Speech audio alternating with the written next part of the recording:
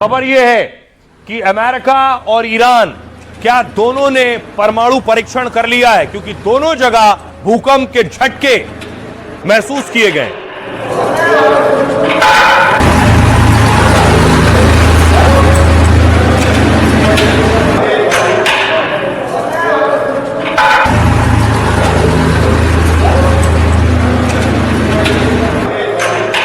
अब आपको बताऊं कि आखिर ईरान में अचानक जोरदार भूकंप के झटके क्यों महसूस किए गए। गिराश इलाके में आए भूकंप की तीव्रता 4.3 रही। भूकंप का केंद्र जमीन से 10 किलोमीटर की गहराई पर था। भूकंप के झटकों से लोग डर गए और घर से बाहर भागने लगे। भूकंप की वजह पर कई तरह के अनुमान लगाए जा रहे हैं। एक दावा है कि ईरान ने परमाणु परीक्षण तो नहीं किया है। ईरान कह चुका है कि वो 24 घंटे में परमाणु बम बना सकता है। तो क्या अमेरिका इजरायली हमले के बीच ये न्यूक्लियर टेस्ट था? ईरान ने खुलकर इस पर अभी कोई ऐलान नहीं किया है, लेकिन अंडरग्राउंड परमाणु टेस्ट में भी 4.5 तीव्रता का भूकंप आता है। इसलिए इस भूकंप को ईरान के न्यूक्लियर टेस्ट से भी जोड़ा जा रहा है। दूसरी तरफ अमेरिका के नेवादा में भी 4.3 तीव्रता का भूकंप आया है। जहां भूकंप आया वो अमेरिका का सीक्रेट सेंटर है। जंग के बीच इस भूकंप को परमाणु परीक्षण से जोड़ा जा रहा है, क्योंकि ट्रंप ने कुछ दिन पहले परमाणु टेस्ट की बात कही थी। कहा था रूस चीन न्यूक्लियर टेस्ट कर रहा है, हम भी करेंगे। अब हमारे पास तो 150 बार दुनिया उड़ाने लायक परमाणु बम है। तो क्या अमेरिका ने भी अंडरग्राउंड परमाणु परीक्षण किया है?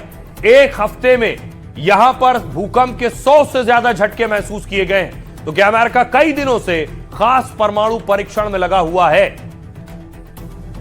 सुनिए जरा अमेरिकी प्रतिनिधि क्या कह रहे हैं और रूस क्या कह रहा है। ट्रंप ने मुझे और अपने दामाद कुशनर को जिनीवा भेजा था ताकि ईरान से बातचीत की जा सके। अमेरिका ने ईरान से कहा था कि वो 10 साल तक यूरेनियम संवर्धन पूरी तक बंद कर दे। बदले में अमेरिका न्यूक्लियर फ्यूल देने को तैयार था, लेकिन ईरान ने ये प्रस्ताव मानने से इनकार कर दिया। तेहरान अपने परमाणु अधिकार पर जोर दे रहा था और दावा कर रहा था कि उसने 460 किलोग्राम जमा करने के लिए प्रोटोकॉल से बचकर काम किया है और उसके पास न्यूक्लियर बम बनाने का सामान है। But there is no proof. IAEA और अमेरिकी खुफिया एजेंसियों ने भी माना है कि ईरान ने परमाणु हथियार नहीं बनाए हैं और न ही उसकी ऐसी कोई योजना है। अमेरिका और इजराइल का ईरान के खिलाफ छोड़ा गया युद्ध सिर्फ ईरान ही नहीं, उसके पड़ोसी अरब देशों को भी परमाणु हथियार हासिल करने के लिए उकसा सकता है। इस संघर्ष का परिणाम पूरे इलाके में महसूस हो रहा है और इसे जल्द से जल्द रोकने की कोशिश करनी चाहिए। और अमेरिका और इजराइल अपने इन खतरनाक हथियारों को ईरान पर दाग रहे हैं, इस्तेमाल कर रहे हैं, क्योंकि ईरान भी लगातार बैलिस्टिक मिसाइल दाग रहा है। और तस्वीर आई समंदर से, अमेरिका ने दावा किया कि उसने ईरान के युद्धपोत पर बड़ा अटैक किया।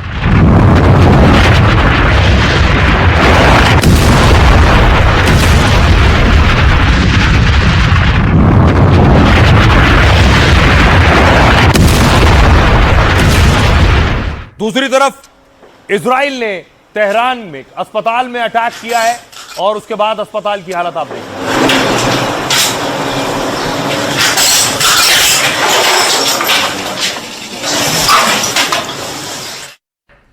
साथ ही दावा है कि ईरान का जो परमाणु साइट है उस पर भी अटैक किया गया। ये जो आप देख रहे हैं गड्ढा, ये नतांज परमाणु केंद्र है। नतांज परमाणु केंद्र पर भी हमला किया गया है इजराइल की तरफ से और उसके बाद टेंशन बढ़ गई कि कहीं न्यूक्लियर सेंटर से रेडिएशन ना शुरू हो जाए। यह है न्यूक्लियर सेंटर। ये जो आप देख रहे हैं पाइप्स, ये सेंट्रीफ्यूज होती है, ये यूरेनियम को तेजी से घुमाती है और जितनी तेजी से घूमेगा यूरेनियम को शुद्ध करता है। ये जो आप पाइप्स देख रहे हैं, यूरेनियम का शुद्धिकरण। नतांज परमाणु संवर्धन संयंत्र ईरान के लिए बहुत अहम है। ईरान का परमाणु ठिकाना जमीन के कई फीट नीचे, लेकिन अमेरिका इजराइल ने यहां पर भी हमला कर दिया है। ईरान ने दावा किया उसके परमाणु अड्डे पर अटैक हुआ है, इससे रेडियो एक्टिव निकलने से नुकसान हो सकता है। संयुक्त राष्ट्र की परमाणु निगरानी संस्था ने भी यह माना है कि अंतर्राष्ट्रीय परमाणु ऊर्जा एजेंसी यानी IAEA ने कहा है नतांज परमाणु संवर्धन संयंत्र को नुकसान नहीं हुआ है, अटैक जरूर हुआ है। हालांकि इससे कोई रेडियोलॉजिकल प्रभाव की आशंका नहीं है फिलहाल, क्योंकि नुकसान सिर्फ परमाणु संयंत्र के एंट्री पॉइंट पर हुआ है। इस्फहान में ईरान का न्यूक्लियर टेक्नोलॉजी सेंटर है, जहां परमाणु संवर्धन से जुड़े तकनीकी काम होते हैं। दावा है अमेरिका ने इसी इस्फहान सेंटर पर भी हमला किया है। सोमवार को इस्फहान में धमाकों की आवाज भी सुनी गई। तेहरान के एटॉमिक एनर्जी चीफ इस्लामी ने यह जानकारी दी है। हालांकि अब तक इस्फहान केंद्र पर नुकसान की पुष्टि नहीं हुई है। सुनिए जरा डिफेंस एक्सपर्ट इस पर क्या कह रहे हैं। तमाम फैसिलिटीज में यूरेनियम इनरिचमेंट प्रोग्राम से लेकर के फ्यूल कन्वर्जन, फ्यूल निर्माण और हैवी वाटर रिएक्टर, ये सारी सुविधाएं पाई जाती हैं। अब अगर इनके ऊपर बम गिराए जाएं तो निश्चित तौर पर सबसे बड़ा खतरा रेडिएशन लीकेज का होगा। लेकिन एक संतोष की बात यह है कि ये इतने ज्यादा अंडरग्राउंड हैं कि पहली बात तो इनमें नॉर्मल बम्बार्डिंग से कोई नुकसान होने वाला नहीं है, और अगर बेहद आधुनिक बंकर बस्टर बॉम्ब्स का इस्तेमाल किया अमेरिका या इजराइल ने, तब भी इनसे जो रेडिएशन लीक होगा वो अंडरग्राउंड होने की वजह से बहुत ज्यादा खतरनाक लेवल पर नहीं पहुंचेगा। हालांकि इसके सामरिक प्रभाव जरूर देखे जा सकते हैं। अगर ईरान ने बम्बार्डिंग के पहले अपने तमाम प्रोग्राम्स को, तमाम फैसिलिटीज को शिफ्ट कर दिया, तब उसका प्रोग्राम बचा रह सकता है, क्योंकि यह शिफ्टिंग के समय पूरी तरह नष्ट नहीं होता है। लेकिन अगर वो शिफ्ट नहीं कर पाया तो ईरान की ताकत पूरी तरह से खत्म हो जाएगी। जिस तरह से ये जंग आगे बढ़ रही है, जंग अभी लंबी चलेगी और जंग में पानी की तरह पैसा बहाया जा रहा है। जो हथियार इस्तेमाल किए जा रहे हैं दुश्मन पर दागने के लिए, आज ईरान की बैलिस्टिक मिसाइल जो हिट की है वो तस्वीरें हिजबुल्लाह ने, हिजबुल्लाह पर इजराइल ने अटैक किया है। अल्लाह अकबर, अल्लाह अकबर।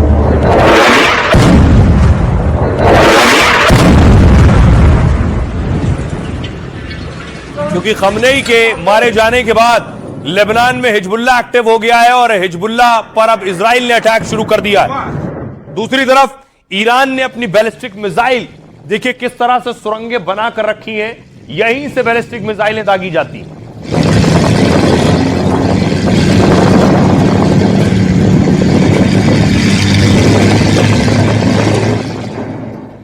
ईरान ने अमेरिका का MQ-9 रीपर ड्रोन जो है उसे आज गिरा दिया है।